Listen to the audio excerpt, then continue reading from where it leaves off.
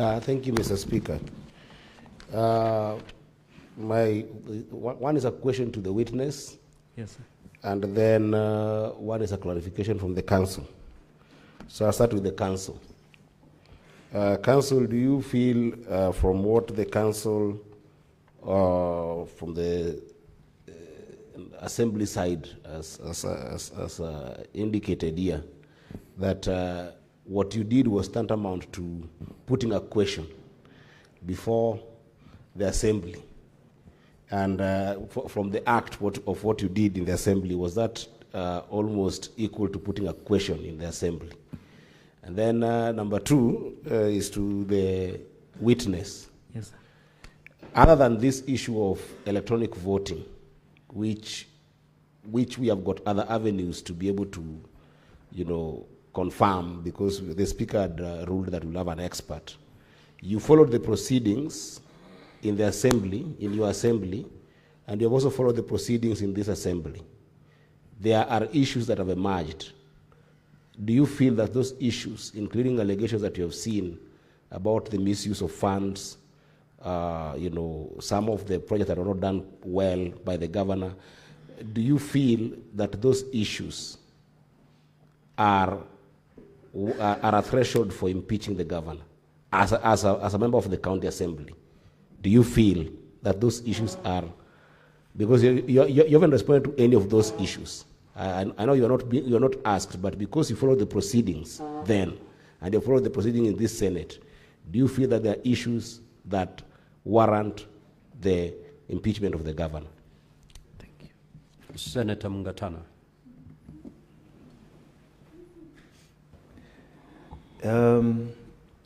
I just wanted the council maybe to clarify to us, when that video was being played, the video where 18 people stood up, 18 honorable members of the county assembly stood up, was it before or after the motion on impeachment was passed? Because I want it to be clear to us, if the threshold, there are 47 MCAs, the threshold for 2/3 would be 32. If 18 members stood and said they abstained, it means there were only 29 people who could have voted. So by implication, does it mean that the county assembly processed a motion that had 29 people here, and even then the speaker knew because 18 people stood? I want that clarified so that I'm clear in my mind whether even the speaker knew that 18 people did not vote. Therefore, they were processing the wrong motion to the House. I thank you, Mr. Speaker. Senator Enoch. Mr. Speaker, my question is to Councillor Mutuma. And Councillor Mutuma has been here many times. He is not new to impeachment processes or the goings on in houses of parliament. The only way that the outcome of a vote is known to members is through the declaration of the speaker. If all of us vote and the speaker does not declare the vote, there is no way we can determine the outcome of that vote. My question is, why was it so difficult for the Speaker of the County Assembly to declare the outcome of the voice vote, whichever way? We've seen speakers, and not this one, we've seen speakers when what Mheshimiwa Kamodo called kura ya makelele, people are so loud, and the speaker rules the other way, and that's the ruling of the speaker. Why was it difficult to declare the outcome of the voice vote? I thank you. Senator Cheranke.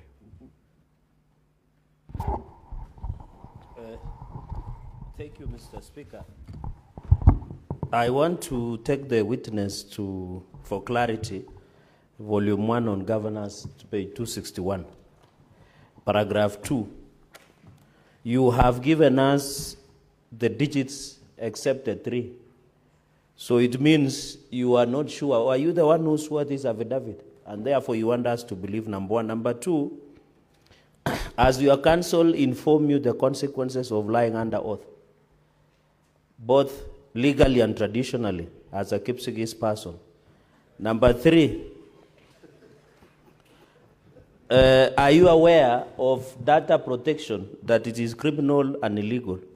So are you ready to be arrested after this?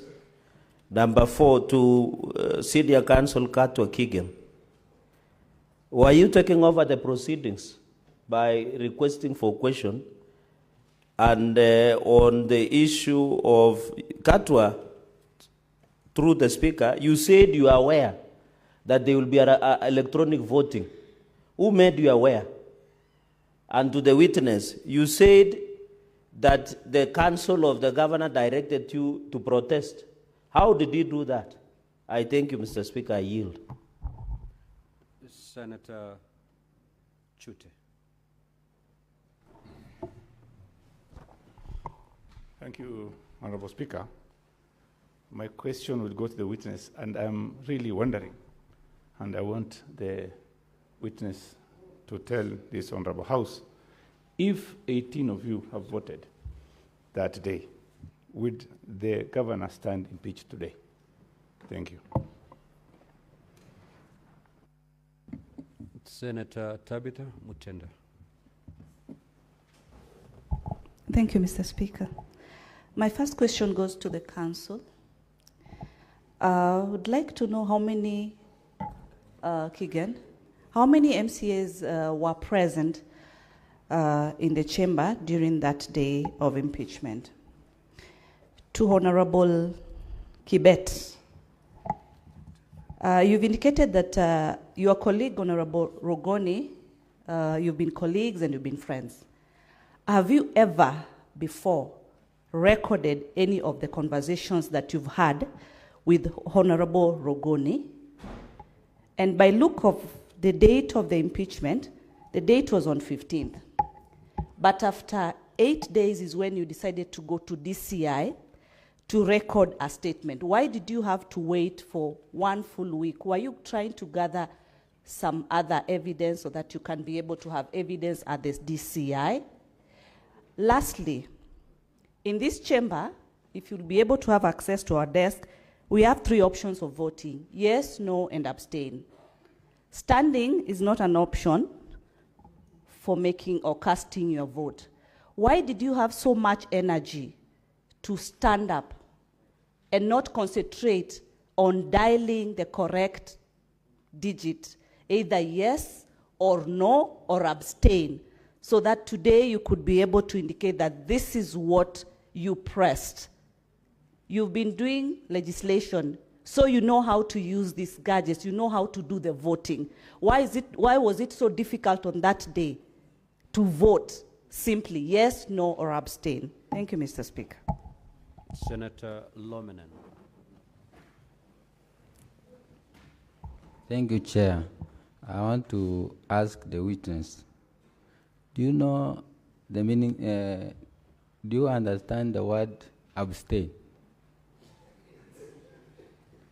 What does it mean? Abstain. It's okay. He's going to respond, Senator. Okay. the other one, Chair, to the council, Kigen. If you know the outcome of the motion did not satisfy, why did the 18 members go to the DCIO instead of going to the court for maybe to seek conservatory orders? Does the DCIO give you conservatory orders? Senator Oki Omtata. Mine is a simple one, because from the look of things, especially from the cross-examination, this case is turning on the meaning of words. And you said a word here that some of the things we are being told have different meanings in mother tongue. And I saw the Council for the County Assembly pressing you on specifics of English words. Even I can see my brother here asking whether you understand what abstain means. Are you in any way informing us that some of the information we are consuming may totally mean something different within the context it was being discussed, especially the video that has been played here, so that we get an independent interpreter to let us understand what was being said? Because I don't speak the great language of the Kalenjin. So, but I got concerned about that because it looks like we are trying to turn this case on the meaning of words, and I would learn to maybe be guided by you which specific areas of what we have seen does not communicate what is being indicated in English. Thank you. Senator Mundigi. Thank you, Mr. Speaker. My question to the MCA, the time of communication, when you was communicating with other your friend or a certain friends, the voice that he was using like drunken man. And you are sure you was sober. Where was you? Was communicating with him the day or night. And I know because he is your friend. The time he was communicating, he was saying about Rwanda, also about bribing about 200,000. I'm sure you know where you was and where he was. So it is good to tell us where you was. Thank you. Senator Boni. Senator Murgo. Thank you very much, Mr. Speaker. My question goes to the MCA or witness. It seems like this whole group was filled with fear of manipulation and rigging of the vote, or using this strange machine that they are not used to. Where did they get the information that there is going to be a rigging such that rigging fills their minds rather than even seeking to know how to vote? Was there a prior information that somebody spread that there was a plan to rig? Senator Professor Tom Agenda. Thank you, Mr. Speaker. My question to the witness is born out of the affidavit appearing from page 113 to 116. To the witness, please clarify whether in your view, and this I'm sure the advocate will also respond to, an affidavit can be sworn by numerous persons to conform to the last paragraph of belief, conviction, good faith,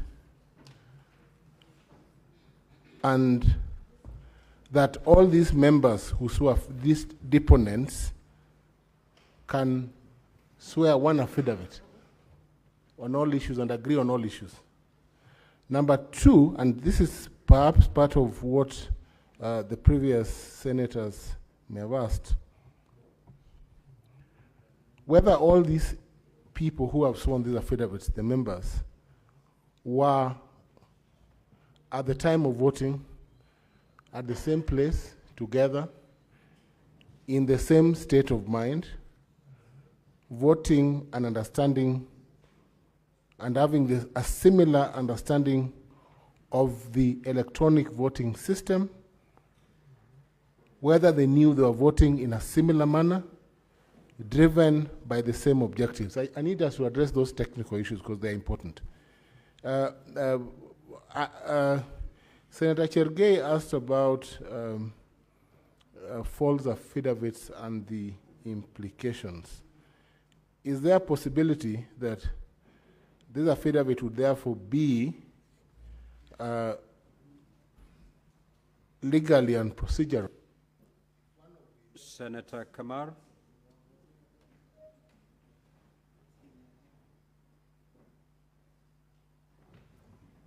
Thank you, Mr. Speaker. I have just one simple question to the witness.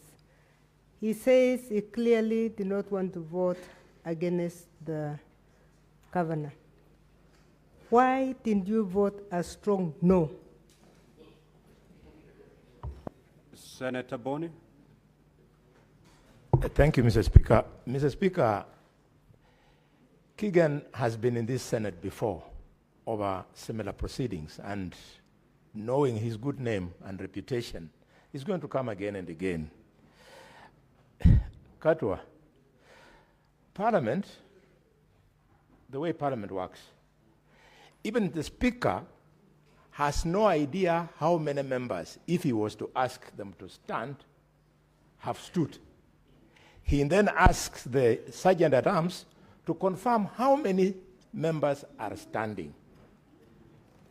Having taken over the power of the Speaker in Kericho illegally, how did you know that 18 MCAs were standing? Something which is clearly against the standing orders, and you want us to make a decision on impeachment based on that either misconduct or misunderstanding. Is it not, Kanzo Kigwa, the case of garbage in, garbage out? You want the Senate to be known for being an institution that uses garbage to produce garbage decisions? My second issue is on the witness.